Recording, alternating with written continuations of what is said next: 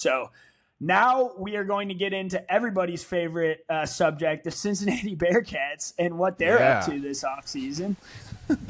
First, Eric, let's just recap the season, talk about how you felt early on and then how you feel now, knowing how it all ended, and then kind of what we're looking forward to before we dive into the specific transfer portal guys. Yeah, for me specifically, this has been a interesting season because I was pretty optimistic before the season, which was contrarian in Cincinnati Bearcats, like in that niche is most people were down, like expecting 4, 5, 6, 7 wins. Obviously, we ended up with 7, but I think I picked 8 or 9 to start the season.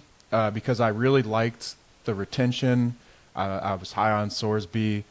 I believed in our O-line more than most. Over the summer, a talking point was kind of our O-line might not be good because we lost guys. And that was like our biggest strength, I'd argue. Yeah. And it ended up being our biggest strength. They did great with Joe Conton from South Dakota. They did great with that pickup at left tackle. Gerhardt. Evan Tingsdahl got better. Gerhardt is just the ultimate leader. Oh, he's an NFL lineman. Gonna miss him. Yeah, I will. I don't know where he's gonna go or when he'll get drafted or if he gets drafted, but I believe in that guy. He's that leadership. Everything I've ever heard about him is just amazing, and I think that's important when you're a center. That was me with Kandra last year. I could not believe Luke Kandra did not get drafted, and I still believe he'll find his way in the league. Yeah, yeah. It's those guys will emerge later. Sometimes it takes a little. But yeah, Gerhardt's the same way. And Kandra leaving is why people were down on the O-line, because it's like, how are we going to replace this guy? And they did a good job. The season started out great, but then the collapse down the stretch, I can't even brag about being right that this team was going to be better, because they were better, but they didn't prove it all the way, if that makes sense. And I know the schedule was a little harder and all that, but you got to win one of those games down the stretch, I think, to kind of sell what you're doing in Cincinnati. Scott Satterfield started here with 3 wins, went to 5, now got 7. So improvement on paper, every year. You're seeing improvement, and the coaches will say that, the athletic director will say that. Imagine year 7. And fans just don't care. Imagine how many that's games 15 he wins wins, right? That's national champions right there. So we just got to wait it out. Yeah. So it's just a weird purgatory we're in as Cincinnati fans, because on paper it's gotten better every year, and they're going to sell it to us like that, and there's just no buzz, no excitement. This was supposed to be the year where it peaked. You can tell the players believe that. You can tell the front office believes that, because some of them have left, get out while you can type scenario possibly. I'm not ready to write off Scott Satterfield or the team next year yet, but it does seem like we're in some sort of area of in that cooked territory. The good news for Cincinnati, real quick before you add your thoughts, is the Big 12 has a lot of teams right now in that cooked territory. With this portal has been bad this year. Last year was great. We kept our quarterbacks in conference. It looked like this was going to be a great year. It was a good year. There's some good teams. Didn't get 2 teams in, but we're looking at Baylor, Kansas, UCF, West Virginia, Colorado, Oklahoma State, Cincinnati, Kansas State, Iowa State, Arizona State, and maybe TCU. Those are my teams like in that potentially cooked tier. And because they're losing quarterbacks, TCU they're losing just coaches. They lost Hoover. Sawyer Robertson's gone. Some of those teams have year 2 coaches. Some of them have year 1 coaches. Iowa State currently has 15 players on their team. I've seen that. Some of those teams are going to emerge, right? Who's it going to be? It might be us, but some of those teams, 2 of those teams are going to be good, is how I look at it. So, how do you become one of them? Yeah, that's a great way to look at it. Yeah, like you said, I'm not completely out on Satterfield either. I want to give the guy a chance. I want to keep it going and see what we can get to. But it's obviously not great when you lose. You finish back-to-back seasons on 4+ game losing streaks. Going back, last year was this year was what, 5-game losing streak, right? Yeah, because we started 7-1, and I was still holding out hope after the Utah loss. To be honest, I lost hope this year in the Arizona game. That was the game that lost my hope because I thought we were going to win that game going into it. I thought we had them. I'm a big Fafita guy, big Fafita believer, but I thought we had enough on offense to keep up with them and beat them, and we just had nothing. That was the game where it all crashed and burned for me because even a week after Utah on game day, like, I was okay with that because I thought Utah was going to do that to us. So, like, it was kind of like, we still got a chance. We just have to win out. And then we're in the Big 12 title versus Texas Tech. And then obviously we knew what happened. You know, you lose 4 straight and then you lose a meaningless bowl game in a blowout fashion. So 15 wins in 3 years is just not good enough any way you put it. Simply put, that's not good enough. Like you just said, you can win 15 games in one season now. So in college football. So like 15 wins in 3 years is not good enough. Satterfield's got to keep going. You know, you got to build it up, but I'm worried about the, like, it feels like you said, the cooked phase, we're entering that. Like, what does the best case scenario really look like where Satterfield keeps his job after next season? Like, that's my fear, is like, what does it really look like on the other side? Like, if we do get to the promised land, the quote unquote promised land, you know, because like at the end of the day, which I don't love that college football has turned into this, making the playoffs is all that's going to matter to teams and fans alone. All that they're going to want to do is make the playoffs. A radio show I was listening to the other day said something interesting, which I thought, going 9-3 used to be an accomplishment, right? You used to be proud of your team for going 9-3 if you're a Power 4 school. Now, if you go 9-3 and miss the playoffs, you're mad. You're upset about your season, right? Because you didn't get to the ultimate goal. You didn't put yourself in a spot to win the national championship. So, like, it's hard to, like, judge based on, like, what the expectations are because the expectations change so much. But, like, I want to build a program that has a chance to make the playoffs every single season. That is my goal, kind of like the NCAA tournament in March Madness, which we haven't done that either. The goal is to build a good enough team to possibly win your conference and be in the playoffs, whether that's 10-2, whether that's 9-3, whether that's 11-1. So it's disappointing that it feels like we've settled for lower expectations of being like 7-5, and they're gonna pimp that out and sell that to the fan base. And it's like that's a bummer that we've gotten to that. So like I graduated after the year before we made the playoffs in 2020. So like we became obviously turned into the 4th best school that season. And like, that was awesome. The run we went on. And I thought we were just going to keep that season and Fickle and keep building that dynasty. And to see what the program's gotten, not even 5 years later, it's just crazy to me. I don't get it. Yeah. It's the transition has not been smooth is the best way to put it.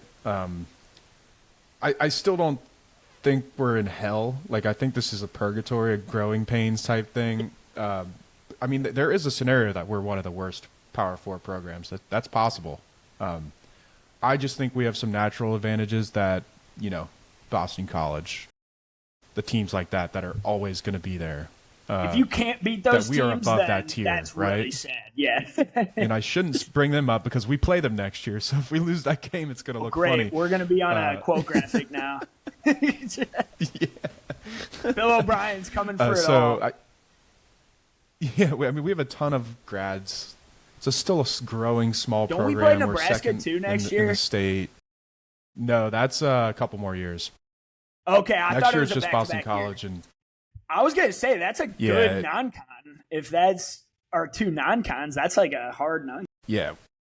We should go 3-0. It's just Boston College and then 2. Miami, Ohio at PBS, and then Hey, I don't know, man. The last time we played them, the last time we got Miami at home, we lost the bell, right? That was depressing. And then PBS was kind of close, too, the last time we played them at Paul Brown. Yeah, I do. Yep. Yeah. All right, let's get into the transfer. Can't afford to lose that game.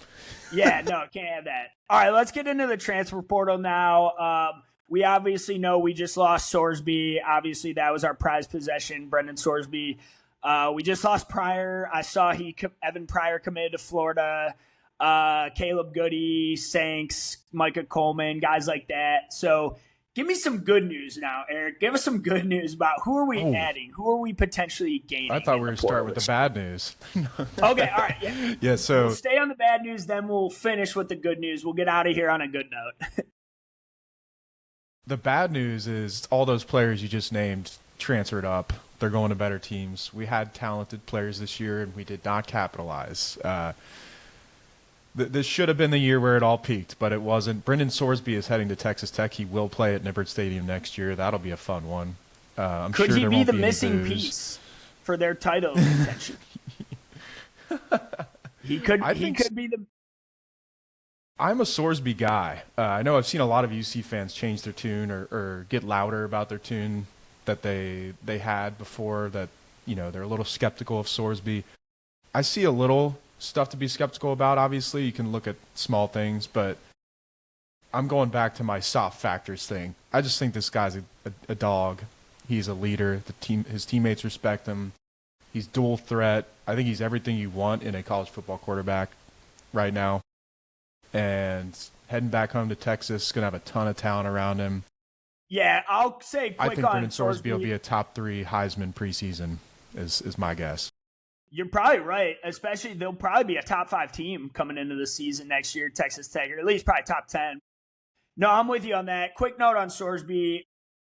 I love the guy. I've said it many times. I like the guy. I love the guy last season and before he kind of made a big name for himself. And I thought he was the only good player we had a season ago and was really making something out of nothing with the receiving core in 2024. And so coming into the offseason, I was like, if we can bring back him, like, I'm all in. And then he announced last year, obviously we retained him, and I never thought he would be a Heisman contender this season. So, like, that's kind of where it's like, oh, my God, like, I can't believe how good he really got. So now it's like one of those moments where, like, is he worth $5 million? Like, I don't know about that. Like, I think he's really, really good, and I'm going to root for the guy for forever unless he's playing Cincinnati next year in Nippert. Of course, you know, we won't root for him then. But I just think that's a lot of money to give him, man, and I don't know if, like before the season, I was higher on Sorsby than the common folk, and now it's like, now I'm like almost doubting him, but not really. I still think he's amazing. I just am like, is he really that good? Like, he dragged us to 7 wins only. Like, and I'm not blaming him. He was not the reason we lost any of those games.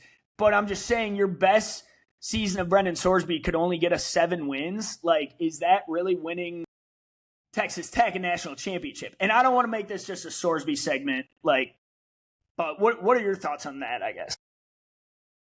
Yeah, I think I'm going to be pretty sad if he cooks there. And, you know, we always look back at this 7-6 season. So that I do think that's going to happen, where we're like, well, how do we not win more than 7 games? And you know, we talked about how big pick sixes are earlier. He threw an interception first play of the game against Arizona that was just bizarre. And gave Arizona a short field. They scored a touchdown. We lost that game by 6, and Arizona really, they deserve to beat us. But that play is what started everything, in my opinion. We actually, throughout the season, the recurring theme with Sorsby and the Bearcats was like they looked prepared. That first quarter, the second quarter, we were going at teams, getting leads, and then going into half with a lead. And when you throw a pick on the first play of the game, but then dominate the rest of the first quarter, which is what happened. Yeah. Even first Nebraska. First game of the season we came out hot. I was like, let's go. Yeah, just a bummer. So, yeah, good luck to Sorsby. I think he'll kill it there. I'm not going to, like, say he will win the Heisman, but I think he actually is a genuine contender to win the Heisman next year. Yeah. Yeah, no, that's he'll definitely be on the short name of list for sure. All right, let's finish with the good news of who are some players we might be adding. I've heard that the 2 names I've heard are Cole Tabb and MJ Cannon. Tabb, I believe, is a Stanford running back, and Cannon is a corner from Bowling Green, I believe. So tell us about what you know about them, and then if any other big names you're hearing. And we need a quarterback. Eric, we're going to need some guy to throw the ball. So I hope you got some names for me on that front. That's the scary part right now, is because I know this staff wants to start with quarterback and go from there. You know, like the quarterback is part of their team building, recruiting strategies. You know, that man, I wanted Keenholz. And you have a quarterback to help sell things. It helps, right? So yeah, Keenholz, it's a bummer. He was the top target. Louisville gazumped us. That's a term Satterfield's old school, when, man. When That's you how do lose you let a player. him do that to you, Scotty boy? Come on. Yeah, it's a bummer. I thought he was an exciting guy. He has the frame to do what Satterfield wants a quarterback to do. That's dual threat, and I thought that could have been a fun fit. So I was bummed out. Hey, the last Buckeye transfer was Joe Burrow. Mm-hmm. So the last Buckeye QB great was to transfer out was Joe Burrow. So yeah, right. So next year Louisville Cardinals are winning the Natty, and there's your Heisman right there, Lincoln Keenholz. So, and then we'll draft him after we traded Burrow. After the Bengals. Yeah, I could see that. All right, so this is supposed to be the good news segment. So yeah, MJ Cannon, Bowling Green corner. He is actually switching to safety. He's 6'3", 200. He is not going to play corner at Cincinnati unless things change in the spring. But the plan is to switch him to safety. Big for a safety so too. Big, and it's his final year. That's a big decision to make in your final year of college football. So hopefully they found something there, and they think that's better for his future going forward if he thinks he can make the league. He's certainly got the body to do it. But we currently have 0 cornerbacks that are upperclassmen. So that's definitely a place we need to target going forward. But the 2 running backs that we got, Cole Tab, you mentioned from Stanford, had a pretty solid production for an underclassman. It's pretty rare to see in power conferences guys not even getting redshirted and running as freshmen and then upping their production as sophomores. I think he had 400 something yards, 3 touchdowns, and then Jabran Payne is one that's going to bring some buzz in Cincinnati. He's from LaSalle High School. He was a 4-star recruit that we could not land out of high school. Like there wasn't a good connection. He wanted to go to Notre Dame. I don't blame him. But this is similar to like when Corey Kiner came home, except for Kiner, we almost got out of high school. There was more buzz there because of that. So I think Payne could end up being RB1 here. We now have 5 running backs who are going to play. I think the room's done. So bad news, don't have a quarterback. Good news is we're done at running back. It's over. I think we might be done at tight end. So all of our offensive recruiting manpower is on quarterback and wide receiver right now. I'm sure we're Coach Cardwell's looking for 1 or 2 offensive linemen, but the Jabran Payne is an interesting one. He was playing for Notre Dame as a freshman or as a sophomore. He scored against Ohio State. He was a part of their plans, and then he got beat out by Jeremiah Love. Not sure if you've heard of him. Notre Dame pretty good has running backs. Decent 1-2 punch, right? Yeah, they've got some decent running backs there. So to me, it's an opportunity buy, right? Sometimes are the ones that are really good, they just were blocked. So I think that's a lot of reason to be excited personally. Just not enough out there for me to really be all in on it. Like, yeah, this guy's going to be amazing. So we'll see pretty quickly next year, I think, what the staff thinks of him. And then defensively, we also added a defensive lineman, Chidera Otutu from UTSA, 6'1", 305. You know where he's going to play. Right down the middle. That's the Godfather just an interesting note. The Don replacement. Probably. And interesting note, we don't have a DC right now, and we've landed 2 defensive players. I thought that was kind of cool. It's like, well, hopefully you like whatever system we're going to run, guys. But yeah, I think there will be a bunch of news this week with UC coming up here with commitments and coaches being announced or possibly promoted. And I think we'll know pretty quickly here whether we're cooked or cooked, if that makes sense. One of the best places you want to be between cooked and being cooked as a Cincinnati Bearcats fan. So we're used to it. Yes. Yeah. All right, Eric, that's phenomenal stuff, man. We appreciate you coming on here and previewing those games with me and giving the people what they all wanted, a Cincinnati Bearcats transfer portal look. Yeah. So they want it bad.